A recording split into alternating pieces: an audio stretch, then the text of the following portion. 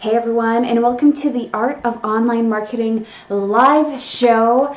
Today we're going to be talking about what's new in the world of social media video. So for those of you who might not know me, my name is Denise Allison and I help you grow your business with social media and live video. So for anyone who's watching, whether you're watching the live video or the replay, let me know where you're watching from today.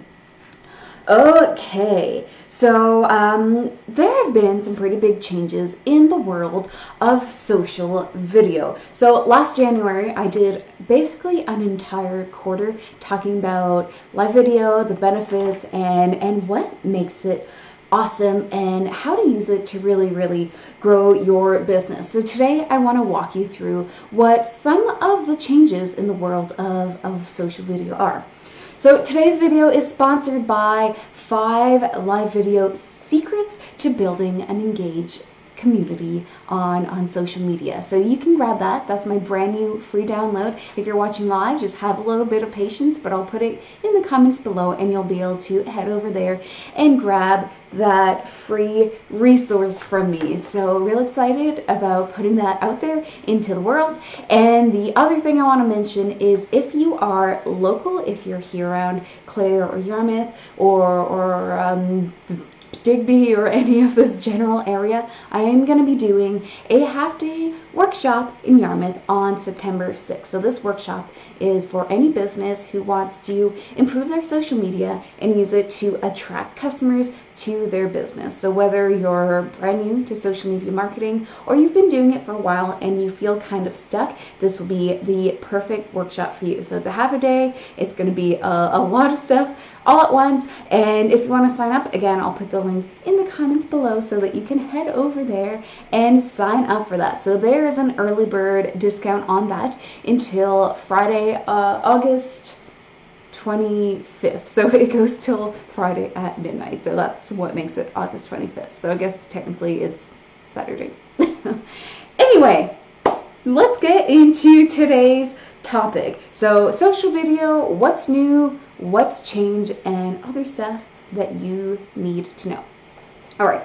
So let's back up and give a little bit of context here. So last January, I did an entire series on live video, what makes it awesome, how you can use it to grow your business, attract your tribe, attract your audience, and really grow that know, like, and trust factor. Now, that aspect has not changed. Live video is still super awesome and it has a lot of great benefits, but a few new things have come about since then. So I want to make sure that you know what else is happening in the world of social video.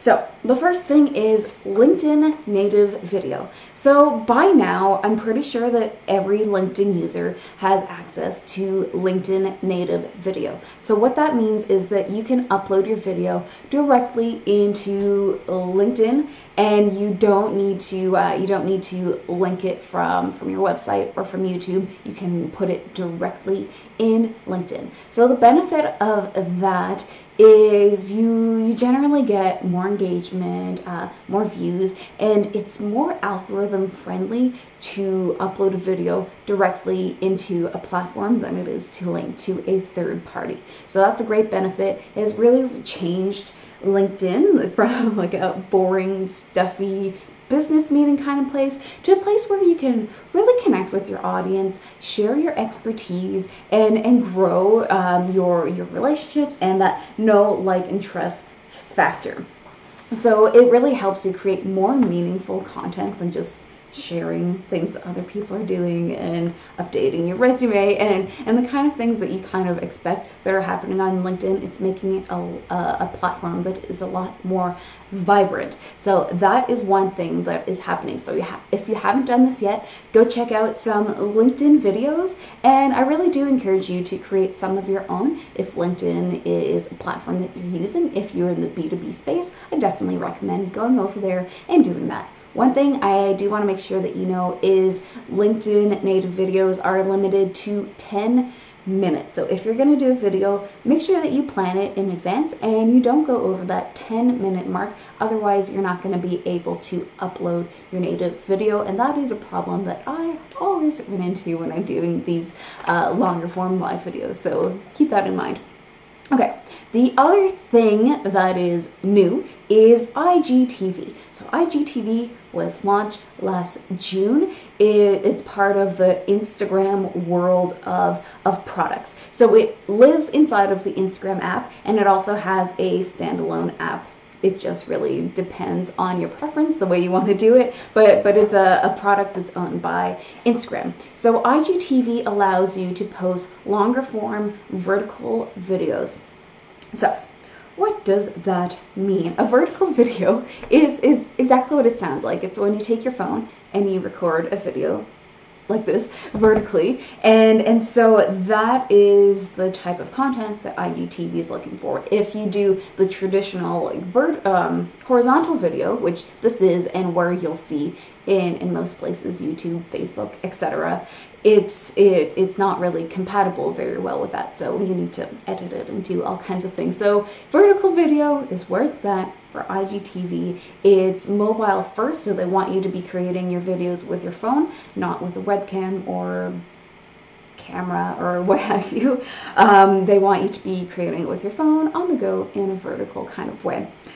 And the other thing you need to know is you can upload videos that are between 15 seconds and 10 minutes. So that's where the longer form content comes into play. But keep in mind that generally videos of about 3 minutes are where the sweet spot is for that.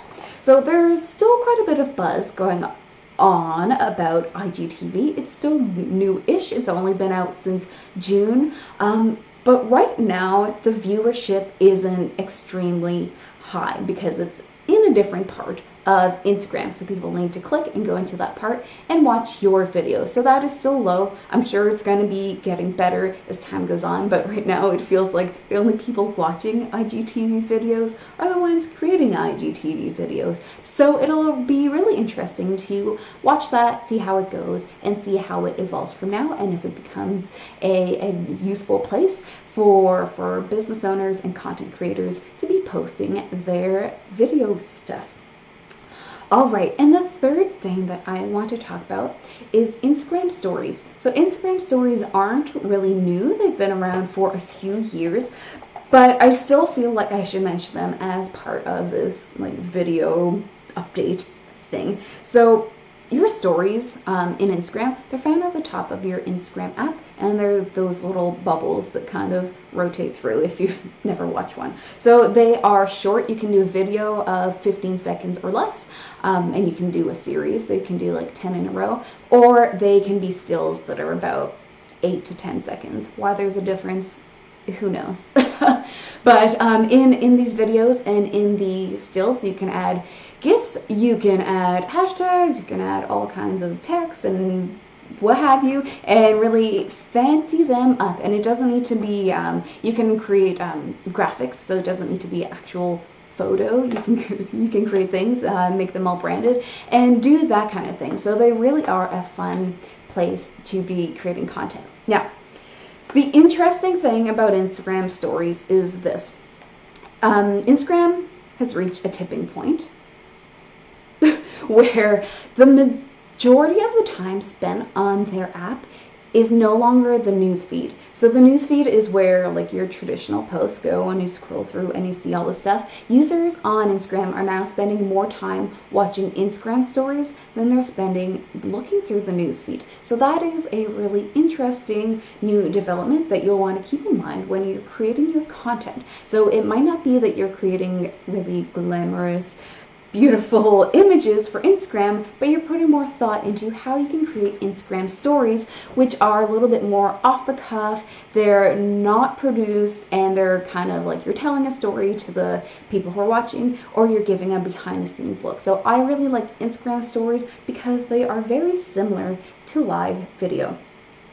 My nose is itchy, sorry. So this brings us to the final thing that I want to talk about, which is Facebook Live. So I love Facebook Live. We're on live Facebook right now. And if you're not watching on Facebook, this video originally came from a Facebook Live. So I've been doing Facebook Lives for over a year now, probably almost 2 years, and honestly, it's how I have grown my business into what it is today.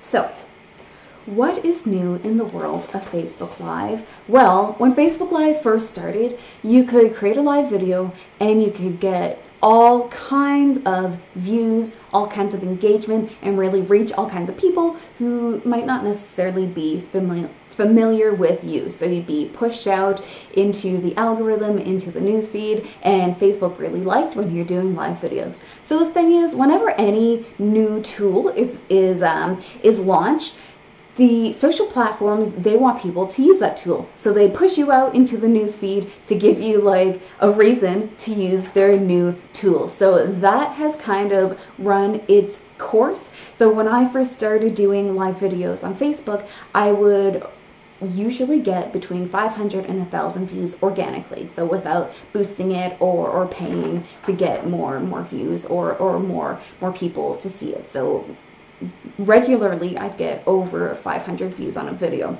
Now, a wrench was thrown into this last January when Facebook announced this Facebook apocalypse and that they were changing the algorithm to focus on showing Facebook users the content from their friends and family first, and not necessarily to show you new content.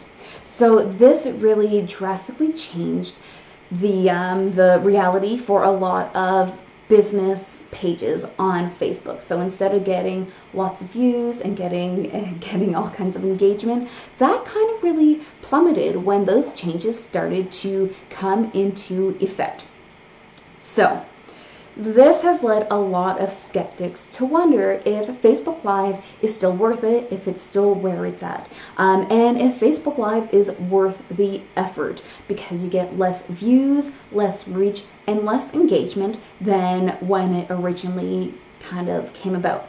So yes, unfortunately, all those numbers have dropped. I have seen a huge decrease in my views, and I've spoken to other content creators and live video creators, and they have noticed the same thing. So it's not just me and having like crappy content, it's just a reality among every single Facebook page. But live video is still the best way to connect with your audience and build that know, like, and trust factor among your community and build an engaged tribe who love what you do. So yes, the numbers are down, but the people who still really love what you have to say and what you're putting out there, they are still seeing, they're still watching, and they're still engaging with the content that you're putting out there through Facebook Live. So basically what has happened is Facebook has kind of trimmed the fat, and they're not showing your content to people who don't necessarily care about what you have to say. They're only showing it to the people who really, really want to see what you are creating and what you are producing. So in a way, I mean, yes, the numbers are a little bit jarring if you go from 700 views to 200 views, but you're not really comparing the same thing. If you're comparing numbers from last year to numbers from this year, it's not a fair comparison because of the big change that happened last winter. So what you need to do is forget about all those numbers and kind of just chalk those numbers up to vanity numbers, and they are never coming back. So what you want to do is you want to compare your videos to the videos that you've been creating since the spring. That's going to give you a realistic number of what's actually happening in terms of which videos are performing best and which ones are getting the best engagement. So yes, it can feel a little bit weird, but feel better knowing that the people who want to see your content, they are seeing it, and the people who care about what you have to say are seeing it. So you're talking to a smaller amount of people, but all those people really care. So your audience isn't diluted with other people who aren't really interested in what you're doing. So here's kind of the point of this. Facebook Live is amazing. It's still amazing, and it's probably still, for me, it's still the best way to engage with my community and build relationships and build the know, like, and trust factor that you need to attract customers into your business and build the relationships you need for successful business relationships. So, point is, Facebook Live is still great. Don't give up on it. Even though you might be hearing skeptics saying that it's not all that, it still is the best way to interact with your community and build your tribe. Okay, thank you so much for listening to my little update today on social video and what's new, what has changed a little bit, and really what you need to know in the world of social video. So don't forget to grab the 5 live video secrets to building an engaged community. I'll put the link here below. And if you are local, don't forget I'm having a live half-day workshop in Yarmouth on September 6th. So I'll put the link for you to be able to get tickets right here in the comments below. So I will see you all again next week at 10 a.m. and I'll still be talking about live videos. So join me and I'll see you all soon.